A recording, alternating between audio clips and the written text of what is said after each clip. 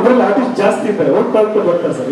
ಏನು ನಾನು ಫೋಟೋಶೂಟ್ ನಾನು ಪೋಸ್ಟರ್ ಏನು ಬೇಕು 1000 ಮತ್ತೆ ಹೀರೋಯಿನು ಫೋಟೋ ಸರ್. ಸೊ ಈಗ ಇಟ್ಕೊಂಡು ನಾನು ಫೋಟೋಶೂಟ್ ಅದರಲ್ಲಿ ಬೇಸಿಕ್ ಇನ್ನೊಂದು ನಾಯಿನ ಇಂಟ್ರೊಡ್ಯೂಸ್ ಮಾಡ್ತಾ ಇದ್ದೆ ಸರ್. ರೆಮೋ ಅಂತ ನಮಗೆ ವಿಶ್ವ ಅವರು ಮತ್ತೆ ನಾಗು ಅವರು ಅದನ್ನ ಯಾವಾಗ ಟ್ರೈನ್ ಮಾಡಿ ಈ ಸಿನಿಮಾಗೆ ಇದು ಮಾಡ್ತಾ ಇದ್ದಾರೆ. ಸೊ ಅವರು ಕೂಡ 5 ಕ್ಯಾರೆಕ್ಟರ್ ಇದೆ ಸರ್ ಟೋಟಲ್. ಆಮೇಲೆ ಕ್ಯಾರೆಕ್ಟರ್ ಇದೆ, ಎಕ್ಸ್ಪೀರಿಯನ್ಸ್ ಸರ್ ಬರ್ತಾರೆ, ಅದನ್ನೆಲ್ಲ ನೋಡ್ತಾ ಇದ್ದಾರೆ. ಮೊದಲನೇ ನಿಶಬ್ದದ ನಾಯಿ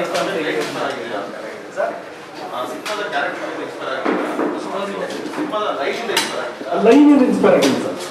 ಕ್ಯಾರೆಕ್ಟರ್ ಯಾವ್ದು ಬೇಕಾದ್ರೂ ಸೃಷ್ಟಿ ಮಾಡ್ಬೋದು, ಲೈನ್ ಇನ್ಸ್ಪೈರ್ ಆಗಿದೆ ಸರ್. ಅಲ್ಲ ಫಸ್ಟ್ ನಿಶಬ್ದಲ್ಲಿ ನಾಯಿ ಅಂತ ಸರ್ ಇದರಲ್ಲಿ ಒಂದು ರೋಡ್ ವೀಲರ್ ಇದೆ, ಹೆಸರು ರೆಮೋ ಅಂತ. ಇನ್ನೊಂದು ಜರ್ಮನ್ ಶೆಫರ್ಡ್ ಇದೆ ಸರ್, ಅದು ಕೂಡ ಆಕ್ಷನ್ ಇದರಲ್ಲೇ ಬರುತ್ತೆ. ಎರಡನೇ ಯೂಸ್ ಮಾಡ್ತಾ ಇದ್ದೀವಿ ಸರ್. ನಾವು ಪರ್ಮಿಷನ್ ತಗೊಂಡು ಶೂಟ್ ಮಾಡ್ಬೋದು, ಇದನ್ನು ಶೂಟ್ ಮಾಡೋಕ್ಕಾಗಲ್ಲ. ಇವತ್ತು ಈ ಬಂದಿದ್ದೀವಿ ಫೋಟೋ ಶೂಟ್ ಮಾಡಿಸ್ಕೊಂಡು ಎಲ್ಲ ಪರ್ಮಿಷನ್ ಅಪ್ಲೈ ಮಾಡಿದ್ವಿ ಸರ್. ಇನ್ನೊಂದು ಸಿನಿಮಾ ಮಾಡ್ತಾ ಇದ್ದೀವಿ ನಿಶಬ್ದ 2 ಅಂತ. ಸೊ ಇವತ್ತು ನಮ್ಮ ಅಫಿಷಿಯಲ್ ಲಾಂಚ್ ಆ್ಯಕ್ಚುಲಿ ಇದು. ಅಂದರೆ ಜನರಿಗೆ ಒಂದು ಸ್ವಲ್ಪ ಗೊತ್ತಾಗಲಿ ಅಂತ. ಸೊ ಫೋಟೋ ಶೂಟ್ ಜೊತೆಗೆ ಮಾಧ್ಯಮ ಮಿತ್ರರ ಜೊತೆಗೆ ಜನರಿಗೆ ತಿಳಿಯಪಡಿಸುವಂಥ ಒಂದು ಕಾರ್ಯಕ್ರಮ ಅಂತ ಹೇಳ್ತೀವಿ. ಅಂದರೆ ನಿಶಬ್ದ 2 ಇವತ್ತು ಅಫಿಷಿಯಲಿ ಲಾಂಚ್ ಆಗ್ತಾ ಇದೆ. ಇದು ನಿಶಬ್ದ 2 ತಂಡದ ಮೊದಲ ಕಾರ್ಯಕ್ರಮ. ನಿಶಬ್ದ ಒಂದು ನ್ಯಾಷನಲ್ ಸ್ಟ್ಯಾಂಡರ್ಡ್ನ ಒಂದು ಎವರ್ಗ್ರೀನ್ ಸಿನಿಮಾಗಳಲ್ಲಿ ಒಂದು ಅದೇ ಟೈಟಲ್ನ ನೀವು ತಗೊಳ್ಳೋದಕ್ಕೆ ಏನು ಕಾರಣ ಅಂತ? ಖಂಡಿತ ನಿಶಬ್ದ ಅಂದ ತಕ್ಷಣ ನಮ್ಮ ಸಾಹಸ ಸಿನಿಮಾ ಡಾಕ್ಟರ್ ವಿಷ್ಣುವರ್ಧನ್ ಅವರು ಸೂಪರ್ ಹಿಟ್ ಸಿನಿಮಾ ಆಲ್ರೆಡಿ ಕೊಟ್ಟಿದ್ದಾರೆ. ಹಾಗಾಗಿ ಜವಾಬ್ದಾರಿ ತುಂಬ ಜಾಸ್ತಿ ಇದೆ. ಜನರು ಅದೇ ಎಕ್ಸ್ಪೆಕ್ಟೇಷನ್ ಇಟ್ಕೊಂಡು ಬಂದಿರ್ತಾರೆ. ಆ ಒಂದು ಸೂಪರ್ ಹಿಟ್ ಸಿನಿಮಾ ನಮ್ಮ ಬೆನ್ನ ಹಿಂದೆ ಇರುತ್ತೆ. ಸೊ ಹಾಗಾಗಿ ನಾವು ಯಾವತ್ತೂ ಜವಾಬ್ದಾರಿಯಿಂದ ಕೆಲಸ ಮಾಡಬೇಕಾಗುತ್ತೆ, ಒಂದು ಸ್ವಲ್ಪ ಹಾರ್ಡ್ ವರ್ಕ್ ಜಾಸ್ತಿನೇ ಮಾಡಬೇಕಾಗುತ್ತೆ.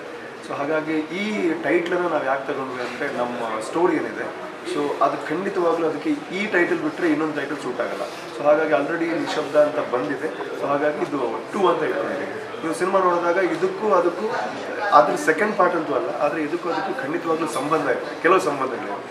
ಯಾವ ಥರ ಇರುತ್ತೆ, ಏನು ಮಾಡ್ತೀರಿ, ನಿಮ್ಮ ಪಾತ್ರ ಯಾವ ಥರ ಇರುತ್ತೆ? ನಾನು ಇದರಲ್ಲಿ ನಾಯಕ ನಟ ಆ್ಯಕ್ಚುಲಿ. ಸೊ ಇದು ಒಂದು ಕಳ್ತನದ ಸ್ಟೋರಿ, ರಾಬರಿ ಸ್ಟೋರಿ. ಒಂದು ಸ್ವಲ್ಪ ಸ್ಟ್ಯಾಂಡರ್ಡ್ ಕಳ್ಳರು ನಾವು. ಸೊ ಕಳ್ತನ ಮಾಡ್ತಾ ಮಾಡ್ತಾ ಅಂದರೆ ಒಂದು ಏನೋ ಒಂದು ಲಾಜಿಕ್ ಇಟ್ಕೊಂಡು ಕಳ್ತನ ಮಾಡ್ತೀವಿ. ಸಿಕ್ಕಿದಲ್ಲೆಲ್ಲ ಕಳ್ತನ ಮಾಡೋಲ್ಲ, ಸ್ವಲ್ಪ ಸ್ಟ್ಯಾಂಡರ್ಡ್ ಆಗಿ ಒಂದು ಸ್ವಲ್ಪ ನ್ಯಾಯಯುತವಾಗಿ ಕಳ್ತನ ಮಾಡ್ಕೊಳ್ತೀವಿ.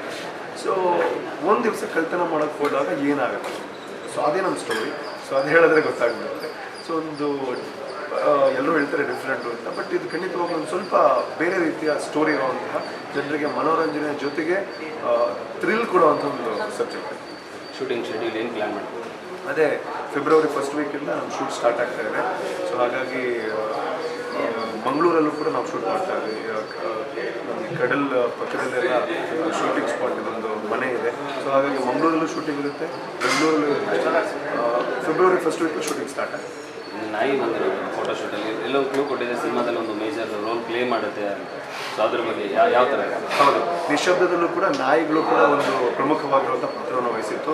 ಇಲ್ಲೂ ಕೂಡ ನಾಯಿ ಇರುತ್ತೆ. ಬಟ್ ನಿಶಬ್ದ 2 ಇದು ಮೊದಲಿನ ಗೊತ್ತಿರ್ತದೆ, ಸಾಹಸ ಸಿನಿಮಾ ನಿಶಬ್ದ ಫಸ್ಟ್, ಇದು ಭಾಗ 2 ಅಂತ. ಬಟ್ ಆ ಸಿನಿಮಾಗೂ ಈ ಸಿನಿಮಾಗೆ ಯಾವುದೇ ರೀತಿಯ ಸಂಬಂಧ ಇರಲಿಲ್ಲ. ಟೈಟ್ಲ್ ಮಾತ್ರ ಇಟ್ಕೊಂಡಿದ್ದಾರೆ ಡೈರೆಕ್ಟ್ರು. ಸೊ ಈ ಸಿನಿಮಾದಲ್ಲಿ ನನ್ನ ಪಾತ್ರ ಬಂದು ಆ್ಯಸ್ ಆಗಿ ಟೀಮ್ ಅವರ ಹೀರೋ ನಾನು ಎಲ್ಲ ಕಲ್ದರಾಗಿರ್ತೀವಿ. ಕಳ್ತನ ಏನಕ್ಕೆ ಮಾಡ್ತೀವಿ, ಯಾತಕ್ಕೋಸ್ಕರ ಬೇಕಾಗಿ, ಸೊ ಅದನ್ನು ಯಾವ ಥರ ಉಪಯೋಗಿಸ್ತಾರೆ ಒಂದೇ ಈ ಸಿನಿಮಾದ ಟೀಮು ಗೊತ್ತಿರೋ ವಿಷಯನೇ ಕಥೆ ಇದು. ಸೊ ಇದರಲ್ಲಿ ಪಾತ್ರ ಅಂತ ಹೇಳೋದಂದರೆ ಕಳ್ಳನ ಪಾತ್ರ. ಟೋಟಲ್ ಏನಂದರೆ ಕಾಮಿಡಿ ಆಗುತ್ತೆ. ನೀವು ಬೆಟರ್ ಪ್ರಸನ್ನ ಈ ಸಿನಿಮಾದಲ್ಲಿ ಕಾಮಿಡಿ ಆಗಿ ನೋಡ್ತೀರಾ. Dr. Natasha Doshi, and I'm based from Mumbai. I have been acting since I was 8 years old. I was Miss Talented in Miss Kerala for 2010. After that, I did a couple of movies in Malayalam. I took a break from acting for the last 2 years to finish my studies, which is I'm a dentist. And now that I finished my studies, I've started back, resumed acting, and I did a Malayalam movie just recently. And now this is my first entry into the Kannada industry, and I hope you all like me and you all accept me. Okay, how you got this opportunity? What is the process for Nishabda?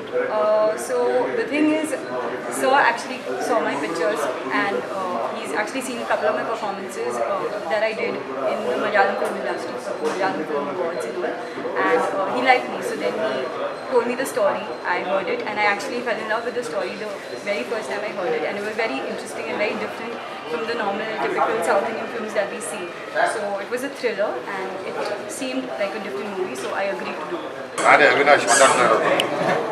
ಏನು sir ಇದು different concept? ಭಾಳ ಇಷ್ಟವಾದ ಪಾತ್ರ ನನಗೆ ಇವತ್ತು ಹೇಳಿದಾಗ, ಯಾಕಂದರೆ ನಾನು ಈ ಥರ ಪಾತ್ರ ಮಾಡಿಲ್ಲ.